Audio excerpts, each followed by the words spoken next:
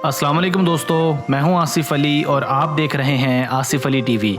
Viewers, 2 दिन पहले हमने WWE रेसलिंग के मुतालिक एक वीडियो बनाने की जसारत की थी, जिसमें हम WWE के मुतालिक चंद तल्ख हक़ाइक़ आपकी खिदमत में लेकर हाजिर हुए थे और हमने आपसे वादा भी किया था कि जल्द WWE के मुतालिक चंद ऐसे हक़ाइक़ लेकर आपकी खिदमत में हाजिर होंगे जिसको जानने के बाद तकरीबन उन सब अकल के दुश्मनों पर यह बात अयां हो जाएगी जिन्होंने हमारी पहली वीडियो देखकर हस्बे मामूल हमें गालियों और बदसलूकियों से नवाजा। किसी को दूर बैठकर बिला ज़रूरत गाली देना ये साबित करता है कि वो इंसान कितना गैर ख़ानदानी और गैर महज़्ज़ब है। खैर, हम अपने टॉपिक की तरफ वापस आते हैं और यहाँ एक बात काबिल गौर है कि WWE को स्क्रिप्टेड या फेक साबित करने के हवाले से ये आखिरी वीडियो नहीं है। हम इसके बाद भी हस्बे ज़रूरत ये साबित करने के लिए कि WWE में जो भी मार कुटाई दिखाई जाती है वो सब हकीकत से कोसों दूर है, वीडियो बनाते रहेंगे। दोस्तों, हक़ाइक़ की तरफ हम ज़रा बाद में जाएंगे। पहले ज़रा कुछ अहले अकल भाइयों को ये बात क्लियर करना चाहता हूँ जिन्होंने एतराज़ किया था कि WWE फेक नहीं बल्कि स्क्रिप्टेड है। ये बात हम भी जानते हैं और हमने वीडियो में 2-3 जगहात पर स्क्रिप्टेड का वर्ड भी इस्तेमाल किया था, मगर ज़्यादा फोकस हमने फेक पर ही रखा था। मगर आज उन्हीं लोगों से सवाल किया जाता है कि जब वो जानते हैं कि WWE स्क्रिप्टेड है तो फेक कैसे ना हुई। इसलिए आज की वीडियो में WWE का हम वो स्क्रिप्ट भी आपकी खिदमत में पेश करेंगे जिस पर अमल पैरा होते हुए रेसलर्स सारी ताकत का मुजाहरा करते हैं। यानी अगर WWE रेसलिंग का स्क्रिप्ट मुकाबले से पहले रेसलर्स को दे दिया जाता है और सारा मैच एक सफ़े के स्क्रिप्ट पर खेला जाता है, मैच का फैसला न सिर्फ रेसलर्स को बल्कि बाहर बैठे तमाम तमाशाइयों को पहले से बता दिया जाता है, तो फिर यहाँ सवाल ये उठता है कि WWE के मुकाबला जात फेक कैसे ना हुए। दोस्तों, अब हम वो नाकाबिले यकीन हक़ाइक़ पेश करेंगे जो यकीनन चंद लोगों के लिए एक मरतबा फिर नाकाबिले बर्दाश्त होंगे, मगर सच्चाई हमेशा सच्चाई ही रहती है। Number 10, the match duration, main moves, finishing moves and outcomes are predetermined. Viewers, WWE में खेले गए तमाम मैचेस पहले से तयशुदा होते हैं। मैच को दौरानिया, मेन मूव्स, फिनिशिंग यानी फैसला कुन मूव्स और मैच के नताइज सब कुछ पहले से तयशुदा होता है। मैच के दौरान अहम इवेंट्स पहले से तफसीलें डिस्कस किए जाते हैं। मसलन दौरान मैच जब भी किसी रेसलर की बतौर बैड गाय एंट्री होती है तो ये भी खुल्लम खुल्ला एक तयशुदा स्क्रिप्ट का हिस्सा होता है। इसके अलावा WWE के हर मैच का एक या बाज़ औक़ात एक से ज़्यादा प्रोड्यूसर्स होते हैं जो रेसलर्स के साथ बाहमी सलाह मशवरे से मैच के तमाम इवेंट्स को प्लान करते हैं। रेसलिंग के छोटे छोटे इवेंट्स में प्लानिंग ज़रा मुख्तसर होती है, मगर चूँकि WWE एक बड़ा इवेंट है इसलिए यहाँ हर मैच को मुकम्मल प्लानिंग और डिटेल के साथ सेट किया जाता है। इसके साथ साथ मैच का दौरानिया मैच रेफरी तय करता है। अगर आप पहले कभी WWE के मैचेस का बखूर जायज़ा लें तो आपको पता चलेगा कि ज़्यादातर मैचेस 5, 15 या 25 मिनट के दौरानिए में खेले जाते हैं।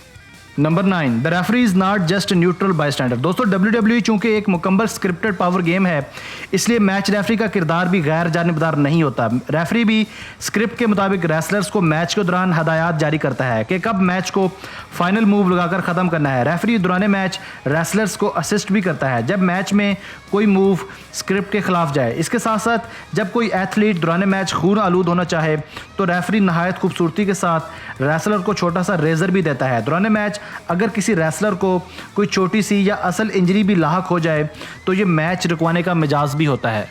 Number 8, wrestlers cooperate with each other. दोस्तों, WWE के मैच के दौरान रेसलर्स एक दूसरे के साथ मुकम्मल कम्युनिकेट करते हैं और एक दूसरे को असिस्ट भी करते हैं कि कौन से मूव्स या पंचेस वो लगाना चाहते हैं या रिसीव करना चाहते हैं। इसके साथ साथ आपको मैचेस के दौरान अक्सर ऐसे सीन्स भी नज़र आएंगे जब बाकायदा रेसलर्स एक दूसरे से कोऑपरेट करते हुए दीगर ख़तरनाक सीक्वेंसेस करते हुए मुकम्मल ताउन करते हैं।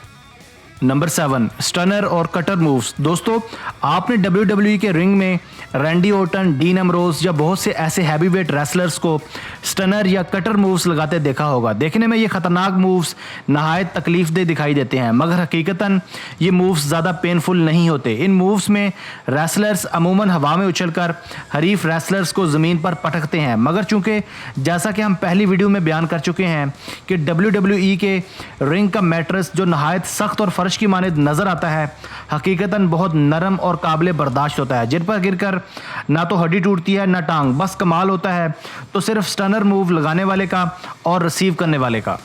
Number 6, wrestlers even protect each other.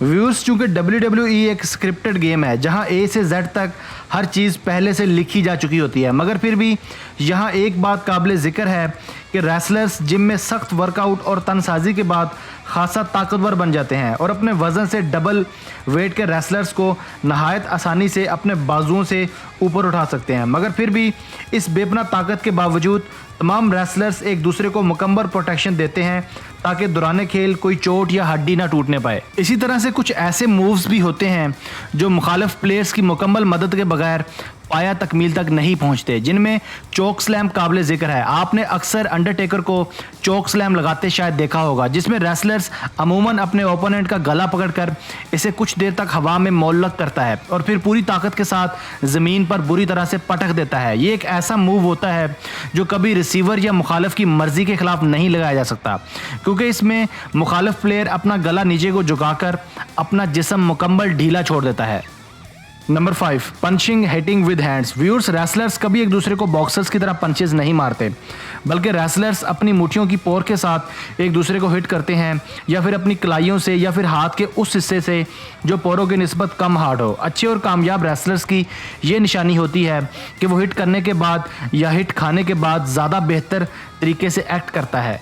Number 4, stamping and taking a bomb.